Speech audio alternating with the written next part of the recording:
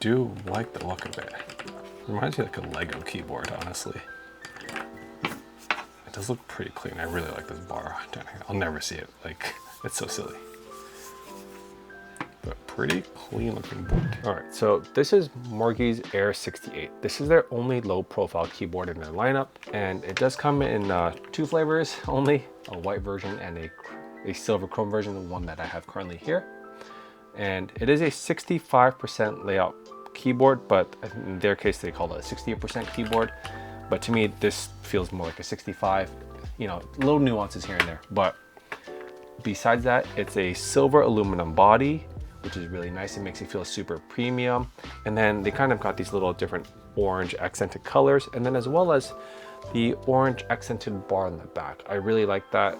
This is like my first non-gaming keyboard. I guess technically my, what is it? GMMK Pro is also a non-gaming keyboard, but this is a first not dedicated gaming keyboard, and I think this is more professional looking one at the end of the day. Okay, now keyboards can vary a lot in terms of design and look. It's got a really nice clean design from both the sharp metal edges on the top and the bottom, with a nice rounded curvature of the left and right hand side. But something that's pretty unique about this one is the metal bar on the back. It's got the orange accent. Personally, I do like more of the white look over this gray one, but it is nice that it kind of goes and matches with a lot more of the metal stuff I have going on in my current desk setup right now. So another nice thing is, even though it is made out of all aluminum, it is pretty light though too. It is fairly nice that it's compact and it can fit inside my backpack pretty easily. It's also wireless, that I don't need to bring any wires or connect it to any USB-C, mostly for charging. All right, so we brought the keyboard to the office today. Yeah, I'm gonna daily drive this for the rest of the day, and we'll see. Time to get my work done for the day. All right, guys.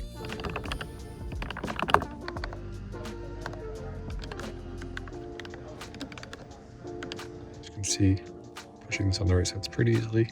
If I try to push on the left-hand side, using the same pressure force, doesn't move as easily. Well, due to how these rubber feet are being aligned, as you can see, there's a little bit of a misalignment here.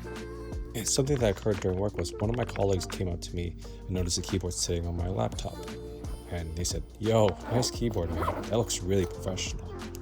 And then when I do bring it to work, it's pretty neat that I could sit this on top of my MacBook keyboard, so it feels like it's kind of flush with the system.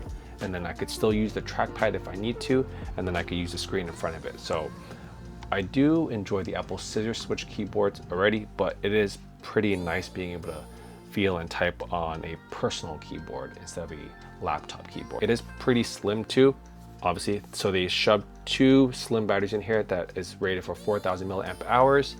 And then since there isn't a lot of RGB besides a little bit of the stuff in the front, and then some RGB for denoting whether you're in the dongle mode or what kind of Bluetooth mode, that's pretty much it. I'm sure that that 4,000 milliamp hour battery can go pretty far. So now I'm not a big keyboard guy. Granted, I do look at a bunch of different types of keyboards and keycaps and switches, but looking at this from a novice, maybe hobbyist guy that's not super deep in keyboards, these keycaps are a little unique. Traditionally, we have sculpted types of keycaps, kind of like cherry profiles, that are really common amongst a lot of different keyboards. So like flat keyboards, right? Like my wife's got a Ergo keyboard here that's a little bit low profile too. A lot of times they're pretty flush across the board, but this one's a little bit more unique in the sense that it's got like a plateau and a flat top. At first I thought it'd be a little bit odd. They do look different, but overall I have enjoyed a lot of the typing experience with them, and I found it pretty easy to type overall. And now one kind of drawback to the design keycap layout switches that we have here is that this is a 65% profile keyboard. Now that is really great for saving space and all, and it is compact. However, the only drawback is if you do utilize, you know, the D-pad, number pads a lot, the number pad a lot, like 1 through 9s, then that's going to be costly because they don't make a different variant of a slightly larger full 100 keys, or even a 75 or 85, where if you do need that top function row, that's not there either. So that being said though, to me it's not that big of a deal. because if I'm just doing a lot of just normal work stuff, professional work stuff in terms of like video editing, coding, typing out scripts, responding to Slack messages, this is really ideal for most of my use cases at the end of the day. Okay, so after removing the keycaps, right, what's underneath the hood is these Kail low profile white rain switches. I don't know too much about these guys, but I think it's Kail. I don't know how it's pronounced. If you know, please let me know how it's pronounced too. But these are low profile linear switches that are 50 gram forces. Now this is very subjective, right? At the end of the day, how they feel, how they sound, but to me, they sound pretty decent, pretty good to me. What's really nice is that they are fairly quiet. So that's really nice because I do have a toddler that sleeps, you know, in the other room next door, especially if I game at night or if I'm coding and she's napping.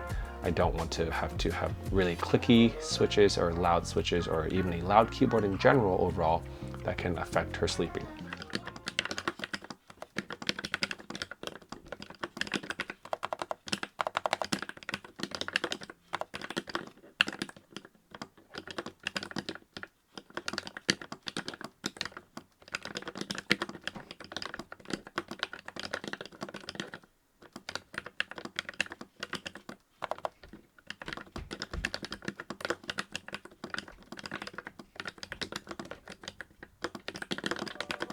They could feel better, but again, I think that's just me being team tactile over team linear, but that's a personal preference at the end of the day.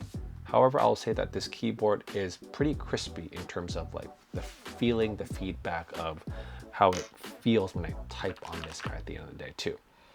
Now when you try to purchase this on the website, unfortunately, this is the only option that you get, which is these linear switches. However, there is websites that you can go to and buy different low profile keyboards. Just make sure that it fits the right socket type that you have for this guy.